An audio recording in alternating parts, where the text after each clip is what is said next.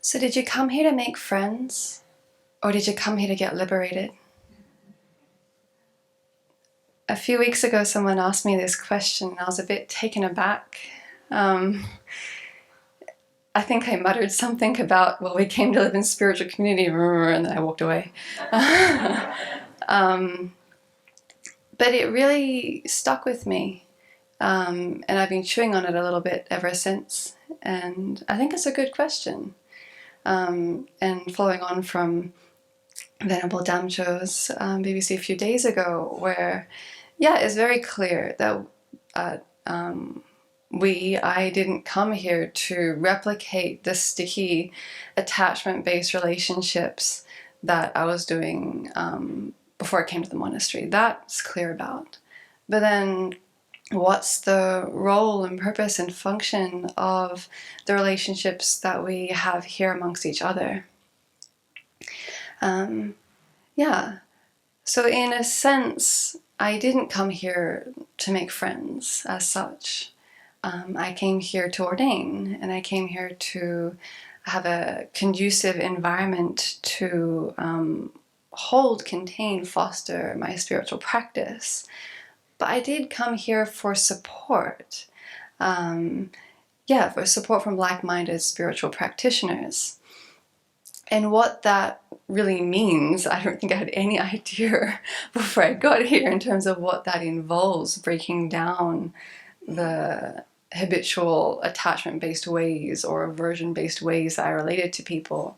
But it's been a beautiful journey so far, just to see how those relationships evolve and change and support. I think the sticky word here is actual friend. Like, what does that mean? For me, friend is basically, I like you.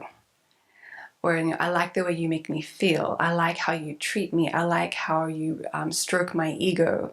I like what you do for me.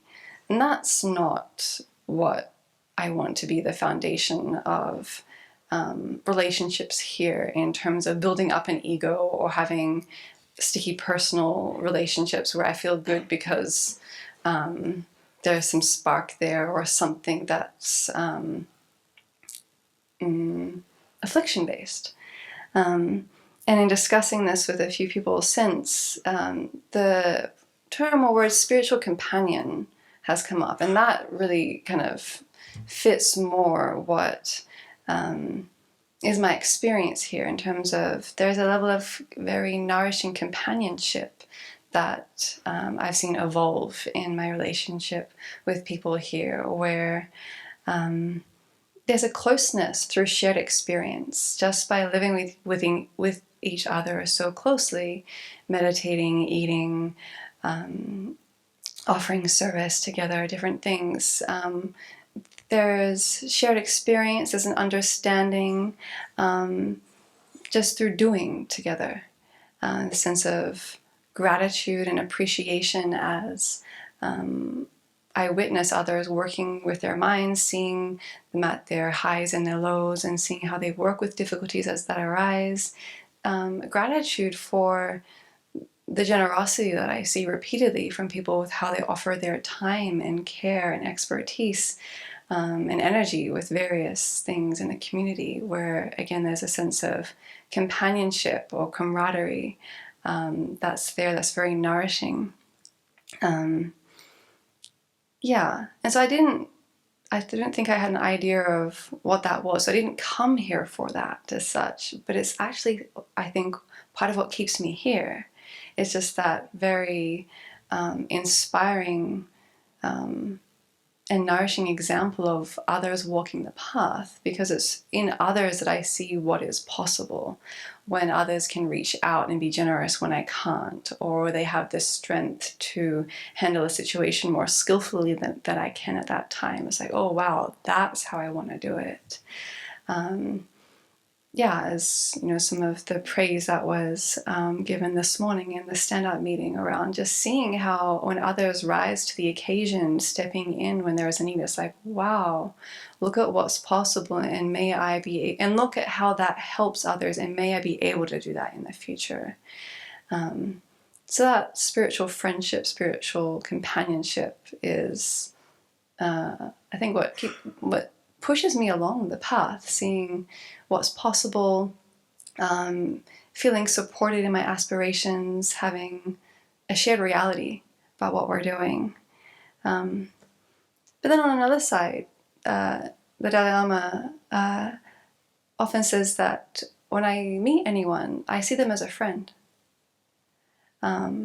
Again, not in this sticky attachment-based way, but in a sense of, I love the way he says that I know the most intimate thing about that person. They want happiness and they don't want to suffer. And in that sense, then a sense of closeness can be immediately felt with anyone when we see them through that lens of, I know you very well. I might not know the specifics and the particulars of your situation, but what drives you moment by moment, I know that, and can connect with you at that level. And then also, I think, the idea of just immediately being able to see others as friends comes from the idea of being able to see them as lovable. Seeing that the other sentient beings aren't objects to be feared or wary of or to have suspicion of in that immediate sense, which I know arises for me in various contexts and situations, but rather that they are beings who have infinite potential, who have the Buddha nature, and who can attain Buddhahood. And then it's my role or my job to find a way to see them through that lens and to see through any of the more surface things that are having the other afflictions or responses arising in me. Yeah, and that kind of comes back to the idea that we've been talking about recently as the monastery as an experiment in love, and that it's through developing those kindly eyes, those loving eyes towards everyone here who we get to see so intimately throughout the day, then we can extend that to others that we meet, who we might not know so well, who we definitely have less in common with perhaps than the like-minded people that we have gathered here. Whatever differences there are, there's so much more that we have in common than we have in difference. So in this way, just to see that, did I come here to make friends or did I come here to get liberated? They're not mutually exclusive, but rather I really see that spiritual friendship and companionship actually pushes me, fuels me along the path in a very nourishing way.